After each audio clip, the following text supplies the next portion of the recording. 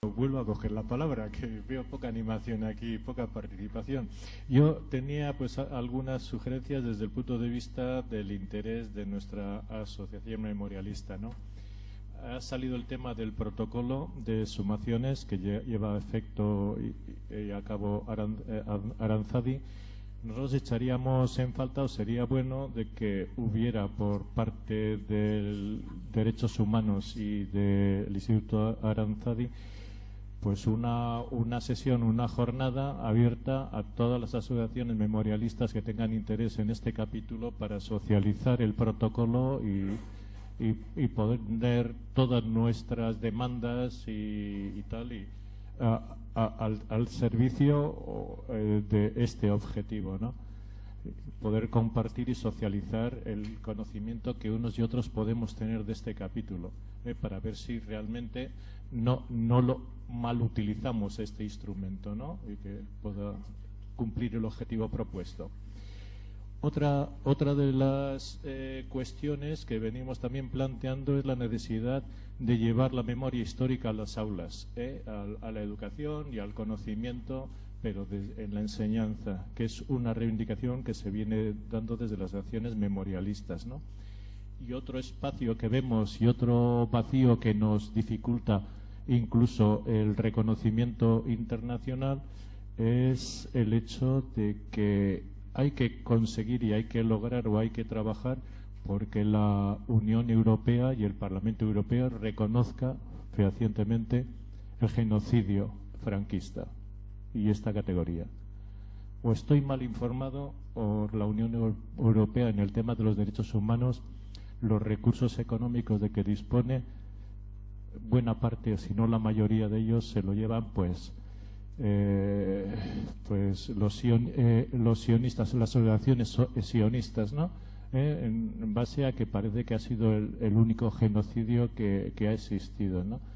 Y no tenemos, desde luego, ese reconocimiento internacional, ¿no? Incluso hay quien lo niega, ¿no? Esas cosillas. Y por último decir de que para cumplir todos estos objetivos hay que dotar de un presupuesto suficiente y necesario para poderlos llevar a la práctica.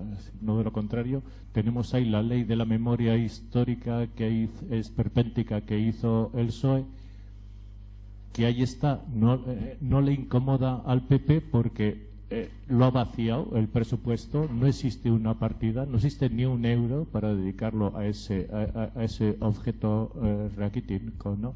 Y luego el hecho de que también en Euskadi seguimos teniendo la presencia de simbología franquista que no se ha eliminado. Y eso es que, iba a decir clama al cielo, pero no sé, en el cielo no te escucha nadie. Bien, bueno, nada más.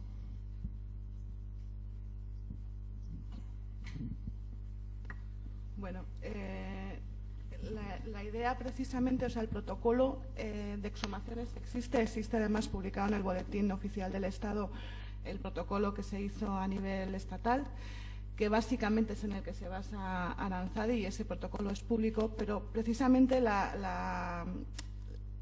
objetivo de este proyecto es eso, es una demanda de diferentes asociaciones, el cómo se hace y demás, bueno, pues es trabajar con Aranzadi para hacer público. Se ha hecho de diferentes maneras, a través de diferentes conferencias, sobre todo de las personas de Aranzadi, pero bueno, es ponerlo, hacerlo más accesible y compartirlo con las asociaciones. Ese precisamente es el objetivo del proyecto.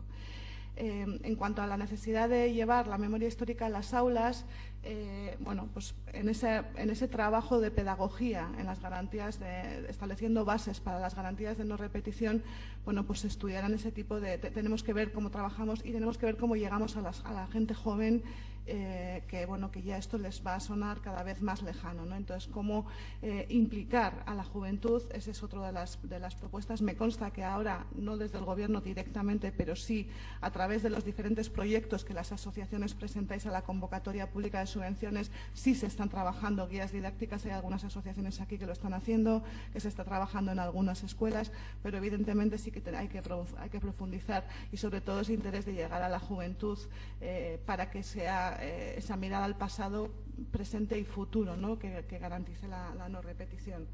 En cuanto a la dotación presupuestaria, evidentemente, o sea, si hay un compromiso desde el propio Lehendakari de hacer un programa de estas características, pues tiene que llevar una dotación presupuestaria. A día de hoy tiene ya varias partidas presupuestarias y veremos en los próximos años cómo se hace, no solo desde el propio Gobierno, que ahora ya no está en justicia, sino en Lehendakaritza, sino también la propia dotación presupuestaria que tenga el Instituto de la Memoria, la Convivencia y los Derechos Humanos. Y en cuanto a lo del Parlamento Europeo, yo creo que mejor Izaskun, ¿no? Es que ricasco. Bueno, yo no quiero repetir lo que he dicho en mi primera intervención. Nosotros llevamos tratando de poner este tema con diferentes iniciativas ya desde la anterior legislatura. Hemos constituido ese grupo de trabajo, y estamos trabajando propuestas, elaborando propuestas y objetivos entre todos, pero sí en relación con las ayudas europeas, decir que el año pasado presenté una pregunta precisamente a la Comisión Europea porque habíamos detectado que los programas de memoria histórica en Europa estaban sobre todo destinadas a las víctimas del nazismo y del estalinismo. En una respuesta que me dio la propia comisaria el 13 de agosto, dice que fundamentalmente en esos programas se hacía referencia a esas dos situaciones y a esas víctimas, pero que esto evidentemente no excluía e incluía también, dice, a las relacionadas con la dictadura franquista. Por tanto, con esta respuesta conseguimos que por lo menos en el nuevo programa de Europa para la Ciudadanía, que es desde el año 2014 hasta el año 2020, se puedan incluir proyectos de diferentes asociaciones para poder acceder a las ayudas europeas. Hay que cumplir los requisitos y en los programas de este año acaba el plazo de presentación el 1 de marzo. Por tanto, de cara a las próximas convocatorias, sí hemos conseguido por lo menos de la Comisión Europea que nos digan que este programa también es para las víctimas de la dictadura del franquismo. Lo que hay que hacer es, efectivamente, tratar de presentar los proyectos cumpliendo los requisitos europeos y ahí podemos daros la colaboración que sea. Recientemente yo estuve con una asociación en Bilbao que tenía un proyecto, analizamos la convocatoria, el proyecto que tenían y no encajaba. ¿Por qué? Porque una de las cosas que Europa pide es que las asociaciones tengan un trabajo continuista, que no se constituyan para un objetivo concreto temporal, sino que se pueda ver la trayectoria, el trabajo y los objetivos a largo plazo. Esto por dar un detalle.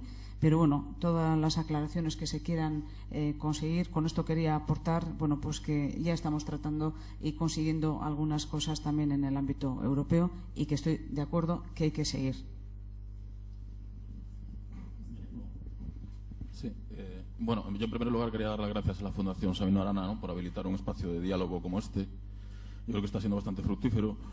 Bien, brevemente, Jordi hablaba de los campos de concentración, ¿no? Nosotros tenemos colegas británicos y de otras nacionalidades que están haciendo excavaciones en Sobibor, en Treblinka, ¿no? Están recuperando las trazas materiales del exterminio, ¿no? Evidentemente, esos restos materiales de esos campos de concentración son ofensivos para las víctimas del Holocausto, pero por otro lado es el principal recurso o lugar de memoria para reconocer aquellos hechos, ¿no? En este sentido, otro ejemplo, por ejemplo, en el mapa que pusiste de campos de concentración en el Estado español, nosotros hemos excavado en el campo de Castuera, que es de los más espectaculares. Es un sitio que se quería eliminar y gracias a la sociedad civil, como tantos ejemplos que se han puesto aquí, pues se ha convertido en un bien de interés cultural, es decir, tiene la categoría máxima de protección jurídica de un bien patrimonial en las legislaciones autonómicas y estatales, ¿no? Bien, el día que muera el último superviviente del campo de concentración de Castuera o de Auschwitz, evidentemente es campo abonado para el revisionismo y las ideas ultraderechistas en España, ¿no? Y en España, en el Estado español y en Europa, ¿no?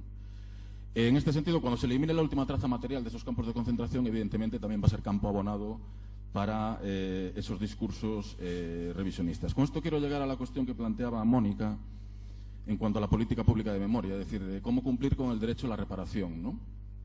Y ahí se planteaba como actuación prioritaria la eliminación, ¿no?, de los símbolos franquistas, ¿no? Se emplea ese término eliminación que no da lugar a equívoco. Claro, yo creo que eso es contradictorio, paradójico con la siguiente categoría de las garantías de la no repetición, porque yo creo que uno de los mayores recursos didácticos, como bien planteó Unai, de nuestros hijos, las siguientes generaciones, para que reconozcan que el diablo habitó entre nosotros, sea en Euskal Herria o sea en otras zonas del mundo, es precisamente La presencia de esos, llamémosle monumentos, símbolos fascistas, lo que queráis. Yo, evidentemente, este es un tema muy complejo y ya estamos llevando a cabo un curso cultural para la ciudadanía de Vitoria-Gasteiz, en el cual hay apuntadas 46 personas, desde un chaval de 19 años a una señora de 76.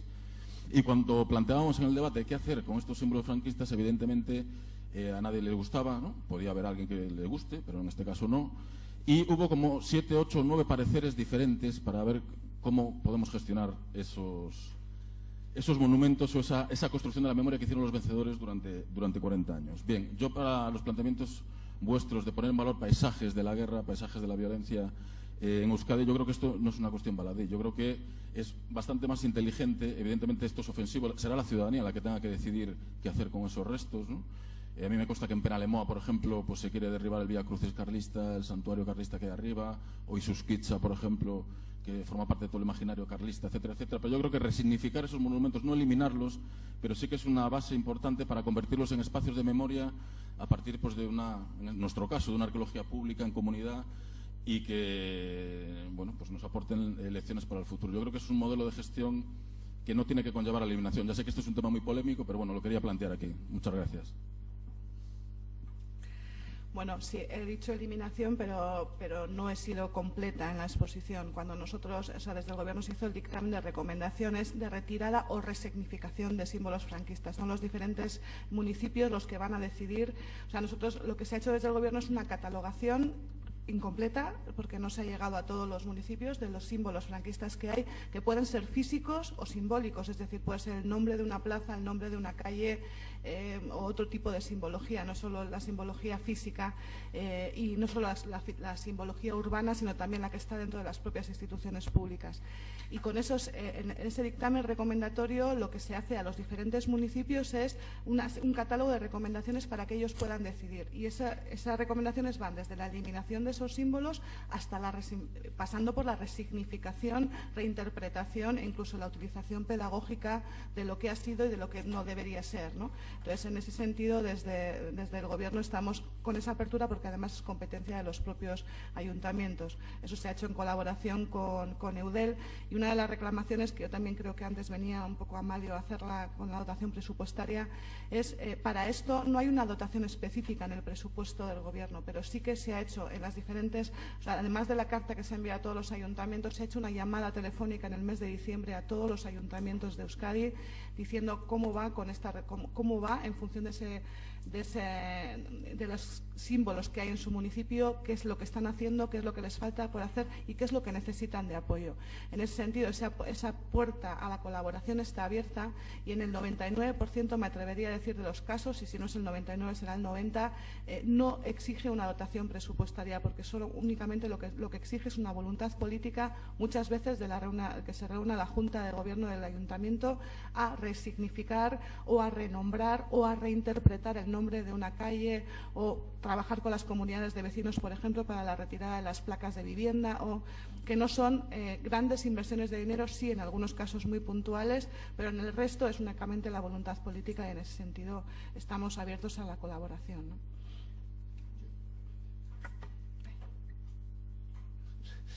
No, muy brevemente, yo creo que es muy relevante esta cuestión que pones de manifiesto. No sé si es posible proyectar lo que en este momento he puesto en la pantalla para decirlo, pero en todo caso poner un ejemplo de este mes de diciembre pasado, el campo de concentración de Horta en la ciudad de Barcelona.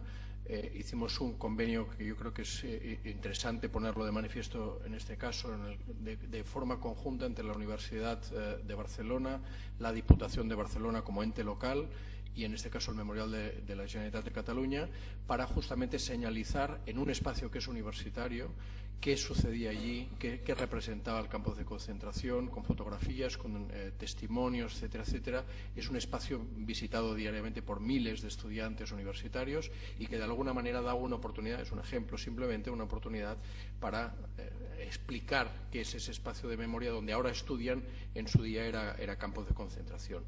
Y enseño simplemente esto porque lo pueden también visitar en la web del Memorial Democrático, y realizamos un censo de simbología franquista, es decir, juntamente con 4 universidades catalanas, se hizo un censo sistemático de todos los lugares en los que aparece simbología franquista y las intervenciones que se ha realizado. En algunos casos se ha eliminado, en otros casos se ha resignificado, en otras cosas, en otras situaciones se ha eliminado parcialmente o se han quitado algunas placas, algunas cosas ofensivas, y es un debate todavía abierto que tenemos en Cataluña. Muy recientemente salía en todos los medios de Cataluña en relación a un monumento franquista que ensalza la batalla del Ebro, por ejemplo, en Tortosa, y hay un debate público abierto, en este caso en Tortosa, de qué hacer con ese monumento, que es un monumento censado, vuelvo a decir, por el Memorial Democrático, y donde hay una aportación de qué se debería hacer sugerentemente, pero es posible que, por ejemplo, a nivel local se plantee una consulta ciudadana de qué es lo que se debería hacer con ese monumento. Sí, quisiera aunar. A mí me parece muy interesante el comentario y el cuestionamiento, porque aquí ponemos en valor 2 leyes que son fundamentales, la ley de memoria histórica y tenemos la ley de patrimonio, ¿no? Y nosotros como Diputación, en cuanto a la gestión patrimonial, pues me parece que despejar, perdón si algo se ha tocado, que me parece que gestionar esa cuestión me parece interesantísimo y necesario en los próximos años, ¿no? Que no haya una serie de contradicciones entre lo que es la gestión patrimonial y lo que nos viene dado en cuanto a las catalogaciones desde el punto de vista patrimonial a lo que tenemos que hacer desde el punto de vista de la memoria histórica. Me parece muy interesante ese comentario y un aspecto a la necesidad de trabajar en ello.